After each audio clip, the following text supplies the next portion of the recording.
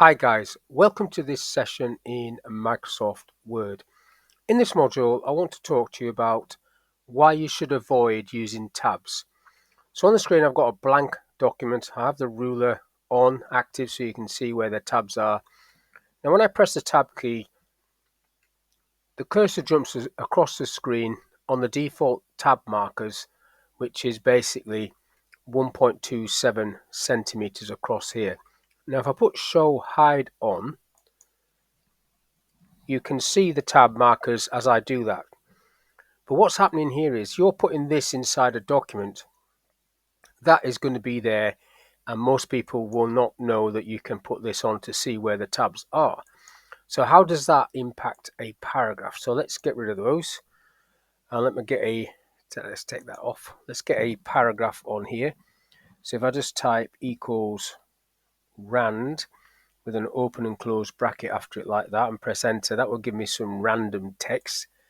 Now if I make a space there, so let's say I put a tab there, and again it's tabbed twice there, so let's have a look at that.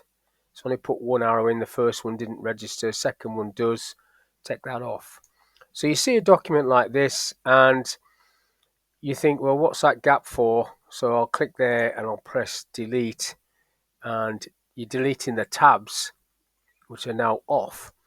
So that doesn't look too bad. If I backspace that there, there's a little tab there because it was just going to 1.27 centimeters. Now that didn't look too bad, but where that will have an impact, if I come down a little bit, if people use tabs to get across to the other side of the screen, for example, to type your address, so if I type Mr. S. Saxton there, when I press enter, it's just going to go back to the other side of the page, and then I have to press tab and try to work out if I've done exactly the same number of tabs. One red road, like so, and then I'm pressing enter again and then watching the tabs come across like this, and then I'll just put one more word there, Bradford, pressing enter. Now there's all the tabs, so everything looks okay. But what happens if I start typing in here? So instead of one red road, it was one Bell Don Lane. I'll put the word lane in there. You see what's happened to road? I don't want it to say road anyhow, so I'll just backspace that off, and then it flicks back over there. And I do want to put Wibsy, so that's now going to jump back across the other side, and then I would have to tab that all the way across again to get it to be correct. Just undo that. But see what's happening there? I just want Wibsy to go across, pressing tab. Now it's bringing everything else across as well, which I don't want to happen. So all sorts of weird and wonderful things is now happening, and I don't even want it to happen. So that is why tabs aren't great for doing things like this.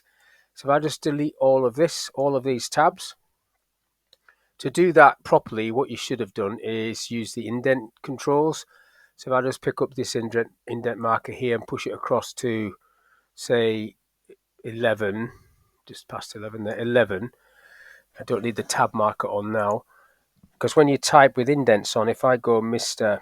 S. Saxton again, when you press enter this time, it just wraps around in that space. One red road, Wibsy.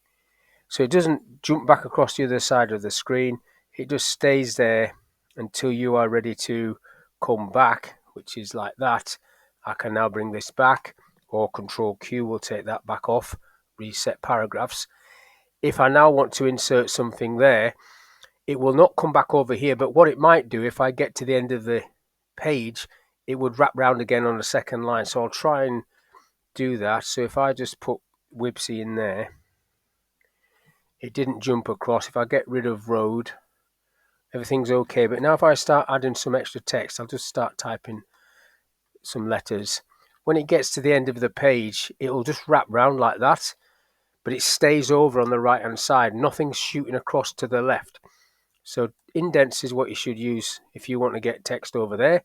Tabs, I've got uses, but that isn't one of them, I don't think, to get your address block over there.